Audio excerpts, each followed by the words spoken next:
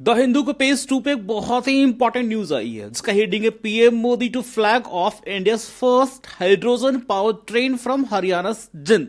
And this is a very important news. पहले इसका context समझते हैं। भारत जिंद सोनीपत सेक्शन पर अपनी पहली स्वदेशी यानी भारत में विकसित hydrogen fuel cell passenger train शुरू करने जा रहा है। और हाइड्रोजन फ्यूल सेल ट्रेन ऐसी ट्रेन होती है उसमें डीजल यूज नहीं होता, बल्कि हाइड्रोजन गैस की सहायता से बिजली बनाई जाती है और फिर उस बिजली से ट्रेन चलती है। और जो भी लेटेस्ट ट्रेन हमने भी चला रहे हैं, ये ट्रेन लगभग 89 किलोमीटर लंबे रूट पे चलेगी और इसकी सामान्य ऑपरेशनल स्पीड यानी कि नॉर्मल डे मुझे पैसेंजर के साथ चलने वाली स्पीड होगी वो 75 किलोमीटर पर आवर होगी।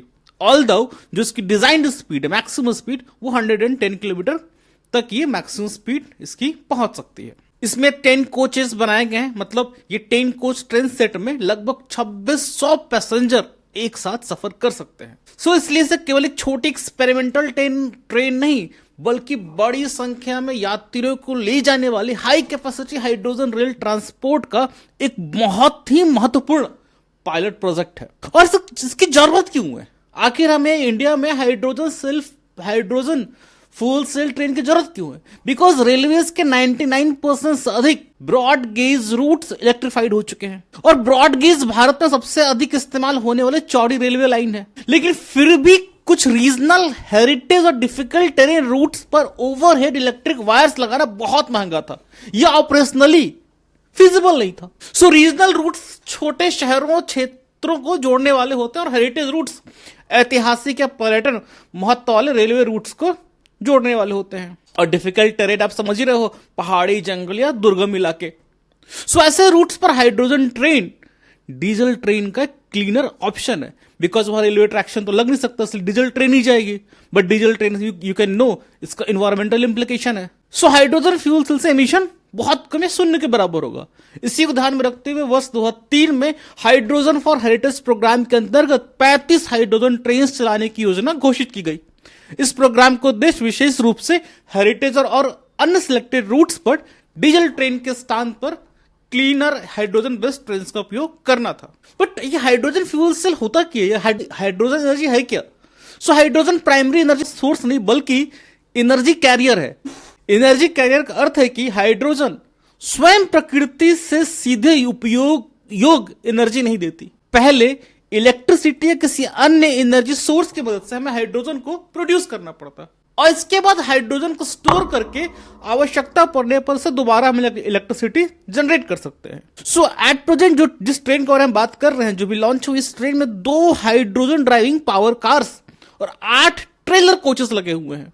और ड्राइविंग पावर कार्स वे कोचेज हैं जिनमें ट्रेन को चलाने वाले मुख्य मशीन्स और एनर्जी सिस्टम लगा होता है और ट्रेलर कोच जिसमें यात्री बैठेंगे। सो जो पावर कार है, इस पावर कार में भी इस तरह का सिस्टम है, मेनली 3 तरह का सिस्टम।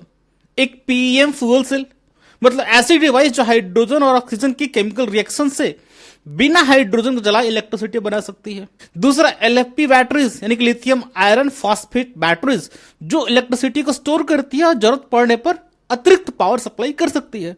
और तीसरा कॉम्प्रेस्ड हाइड्रोजन सिलेंडर्स, बहुत अधिक प्रेशर पर हाइड्रोजन गैस को सुरक्षित रूप से स्टोर करने वाला मजबूत सिलेंडर्स। और ये जो दोनों पावर कार्स स्ट्रीम में लगे हुए हैं, दोनों मिलके 2400 किलोवाट मतलब 3200 हॉर्स पावर की पावर प्रोड्यूस करते हैं। और पीएम फ्यूल सेल में स्टोर्ड हाइड्रोजन को एटमॉस्फेयर यानी कि आसपास की हवा से ली गई ऑक्सीजन के साथ मिलाया जाता है। और यह प्रक्रिया जलाने से नहीं बल्कि इलेक्ट्रोकेमिकल रिएक्शन से होती है। इलेक्ट्रोकेमिकल रिएक्शन का अर्थ है कि ऐसी कंट्रोल्ड केमिकल प्रोसेस जिसमें सीधे इलेक्ट्रिसिटी पैदा होती है। सो यहां पे हम हाइड्रोजन को बर्न नहीं कर रहे हैं, यहां हम इलेक्ट्रोकेमिकल रिएक्शन के थ्रू इलेक्ट्रिसिटी पैदा कर रहे हैं। अब इस इलेक्ट्रिसिटी से ट्रैक्शन मोटर चलेगा, ट्रैक्शन मोटर से इलेक्ट्रिक मोटर्स घूमेंगे और ट्रेन का चक्का घूमने लगेगा, ट्रेन चले लगी। और इस रिएक्शन का बाई प्रोडक्ट क्या होगा? वाटर वेपर और हीट। और जो ट्रेन में बैटरी लगी हुई है वो बैटरी ट्रेन को एक्सेलरेट होने के टाइम पे उसको एक्स्ट्रा पावर देगी और जब अधिक पावर डिमांड होगी, जब कभी चढ़ाई करना है या अधिक लोड हो गया, वो आप एक्स्ट्रा पावर सप्लाई देगा। अब ये जो जिंदगी फैसिलिटी है, जिंद फैसिलिटी में वाटर इलेक्ट्रोलाइसिस के थ्रू हाइड्रोजन बनाई जाती है। और वाटर इलेक्ट्रोलाइसिस वो प्रक्रिया है जिसमें इलेक्ट्रिसिटी की मदद से पानी को हाइड्रोजन और ऑक्सीजन अपन तोड़ देते हैं। ठीक है, लेकिन सबसे बड़ा क्वेश्चन ये है कि सर अपार्ट फ्रॉम कि ये जो बेनिफिट देने वाला है डिफिकल्ट टेरेन में जहां पे इलेक्ट्रिफाइड रूट्स नहीं है, इसके अलावा भी बहुत सारे बेनिफिट्स हैं इसके। The first major benefit is that zero tail pipe carbon emission, मतलब ऑपरेशन के दौरान ट्रेन से स्मोक, सूट और डायरेक्ट CO2 इमिशन नहीं होगा। जिस समय बताया कि इसमें इमिशन में वाटर वेपर बाहर आएगा। और टेल पाइप इमिशन का अर्थ होता है व्हीकल या ट्रेन के एग्जॉस्ट सिस्टम से सीधे निकलने वाला pollution. But fuel cell train हो तो ये डीजल इंजन की तरह एग्जॉस्ट और स्मोक आएगा नहीं। दूसरा इसका बेनिफिट है डीजल रिप्लेसमेंट। अपन ने पहले ही बात किया था, ऐसे नॉन इलेक्ट्रिफाइड रूट्स जहां पे ओवरहेड इलेक्ट्रिक वायर्स नहीं है, वहां hydrogen train diesel multiple units का क्लीनर अल्टरनेटिव है। तीसरा क्या होगा सर? तो भाई नॉइज नहीं होगा, there will be lower noise. Train के व्हील्स को इलेक्ट्रिक मोटर्स पर चलाते हैं, इसलिए डीजल इंजन की तुलना में नॉइज और वाइब्रेशन बहुत कम होगा, बिकॉज यहां कोई इंजन है ही नहीं, वाइब्रेशन में नहीं होगा। फोर्थ क्या होगा? Energy security. यदि हाइड्रोजन रिन्यूएबल एनर्जी से बनाई जाए तो इंपोर्टेड डीजल पर भारत की डिपेंडेंस कम हो सकती है।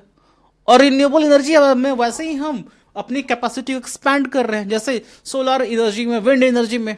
तो ऐसी परिस्थिति में विदेशों से जो हमारा फ्यूल इंपोर्ट हो रहा है वो घट जाएगा। और पांचवा सर, इंडिजीनियस कैपेबिलिटी, यानी कि RDSO स्पेसिफिकेशन, डोमेस्टिक इंटीग्रेशन, जिंद का रिफ्यूलिंग इकोसिस्टम भारत के एडवांस्ड रेलवे इंजीनियरिंग कैपेबिलिटी को और मजबूत करेगा।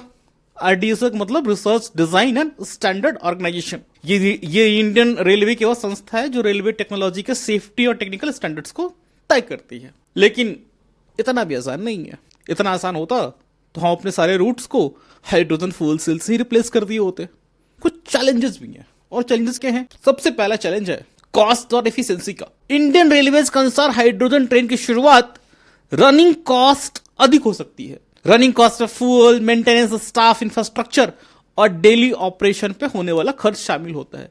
सो इसकी starting operational cost is very high. Second, hydrogen system में इलेक्ट्रिसिटी को पहले हाइड्रोजन में बदला जाता है, इसके बाद हाइड्रोजन को कंप्रेस किया जाता है, फिर स्टोर किया जाता है, फिर ट्रेन में दोबारा उसी हाइड्रोजन को इलेक्ट्रिसिटी में कन्वर्ट किया जाएगा। तो हर चरण में कुछ ना कुछ एनर्जी लॉस होगी। सो इसलिए सीधे इलेक्ट्रिक वायर से चलने वाली ट्रेन की तुलना में यहां पे ओवरऑल इफिशिएंसी कम हो जाती है। सो क्लाइमेट बेनिफिट जो हम बात कर रहे हो तभी वास्तविक होगा जब हाइड्रोजन जो हम प्रोड्यूस कर रहे हैं उसको रिन्यूएबल इलेक्ट्रिसिटी से बनाया जाए। यदि हाइड्रोजन को हम कोल बेस्ड ग्रिड इलेक्ट्रिसिटी या फॉसिल फ्यूल से बनाते हैं तो ट्रेन के चलते समय तो बेटा पॉल्यूशन नहीं दिखेगा, लेकिन जो हाइड्रोजन बनाने के टाइम पे उस प्रक्रिया में सब्सटैंशियल इमिशन होगा, जिसे लाइफ साइकिल इमिशन भी कहा जाता है।